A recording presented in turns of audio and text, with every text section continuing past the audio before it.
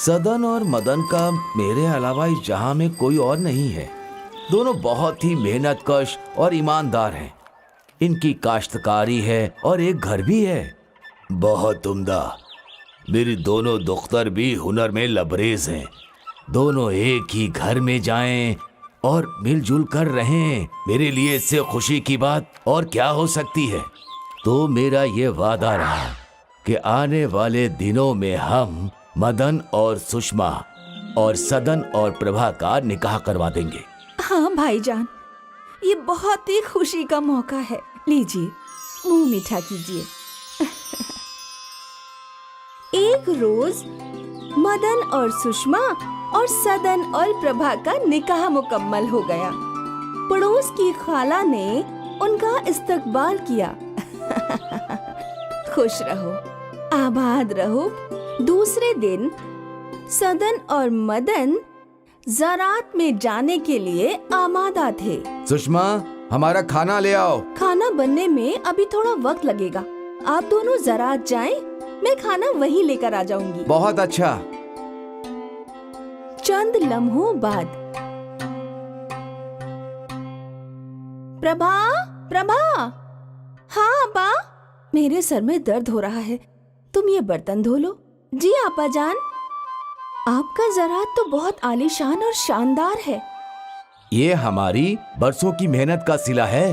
भाभी जान, इस देहात में हमारे ही ज़रात हैं, जहाँ साल के 12 महीने में कुछ न कुछ फसल होती ही रहती है। ये तो बहुत उम्दा बात है सदन।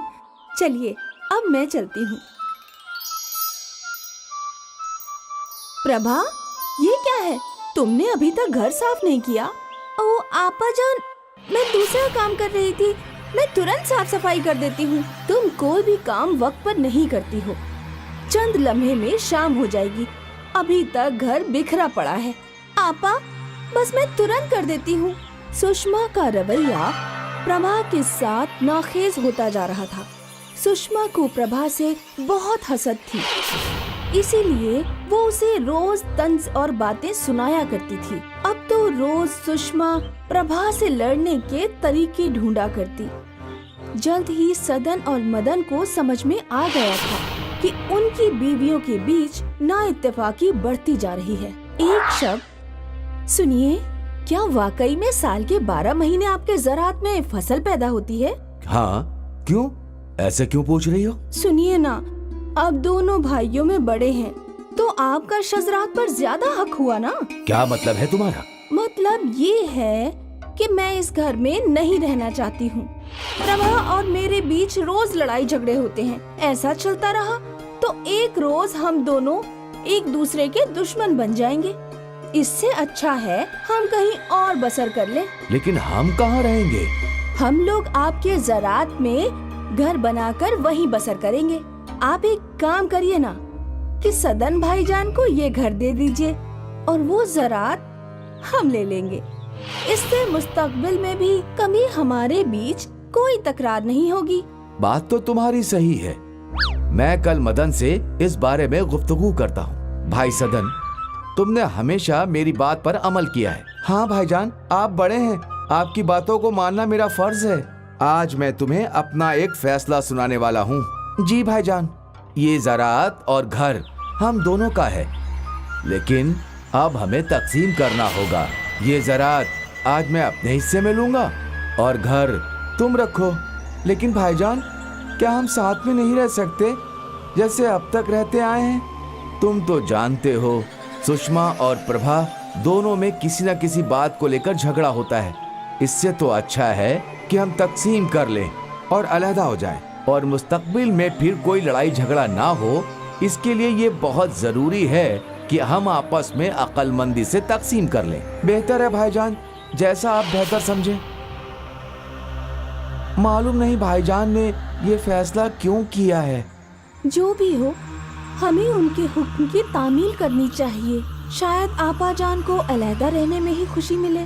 हो सकता है, लेकिन अब हमारा गुजारा कैसे होगा?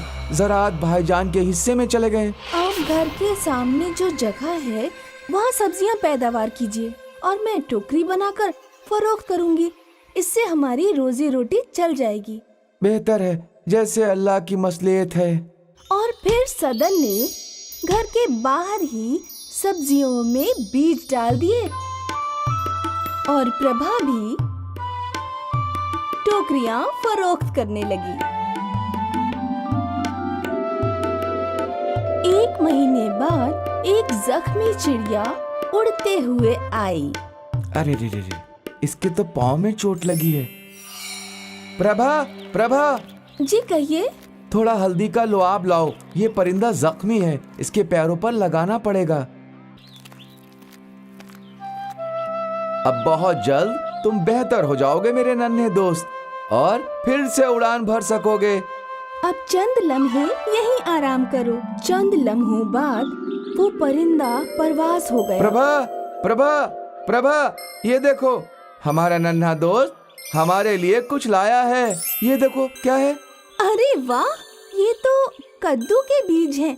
आप इन्हें बागीचे में डाल दीजिए। हाँ हाँ बिल्कुल। अगले दिन जैसे ही सदन बागीचे में गया, वो कद्दू को देखकर हैरान जदा हो गया। प्रभा, प्रभा। हाँ कहिए जी, आप इतना क्यों शोर मचा रहे हैं? अरे ये क्या, एक दिन में कद्दू पैदा हो गए और बड़े भी हो गए। इन कद्दुओं में जरूर कोई मौजज़ा है। लगता है उस परिंदे ने तिलिस्मी बीज दिए थे। हाँ, आज तो मैं कद्दू की सब्जी खाऊंगा।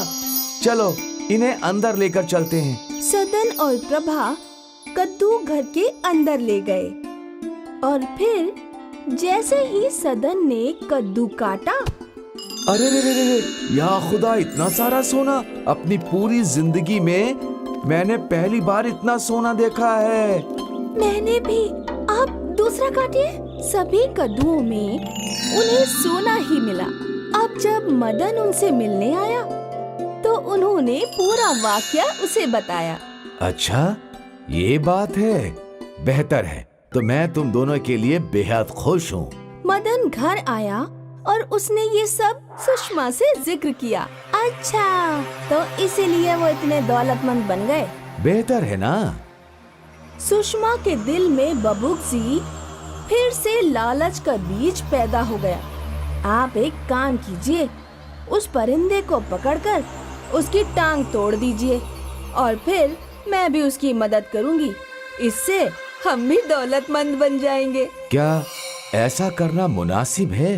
मैं कोशिश करता हूँ। मदन ने उस परिंदे को अपनी गिरफ्त में ले लिया और उसे जख्मी कर दिया और फिर सुषमा ने उसकी देखभाल की।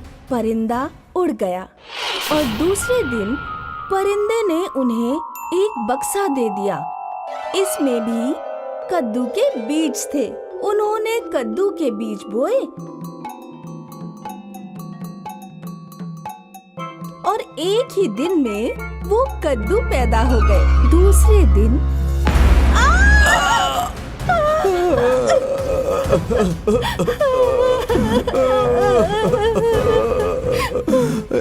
इसीलिए कहते हैं, जैसा बोगे वैसा काटोगे। सुषमा ने लालच पैदा किया और उसका बुरा नतीजा सामने आया, और प्रभा ने अच्छाई बोई थी और उसे एक खुशहाल जिंदगी मिली।